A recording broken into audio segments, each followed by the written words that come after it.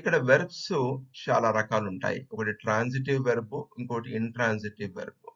Transitive verb అంటే ఏందంటే సకర్మక క్రియ. ఇంట్రాన్సిటివ్ వెర్బ్ అంటే అకర్మక క్రియ. అంటే కొన్ని వెర్బ్స్‌కు సబ్జెక్ట్, ఆబ్జెక్ట్ అనేది వస్తుంది. కొన్నిటికి ఆబ్జెక్ట్ అనేది రాదు. అంటే కర్మతో కూడి ఉన్నట్లయితే దాన్ని ట్రాన్సిటివ్ వెర్బ్ అంటాము. ఆ సెంటెన్స్‌లో కర్మ అనేది లేనట్లయితే దాన్ని మనం ఇంట్రాన్సిటివ్ వెర్బ్ అంటాము.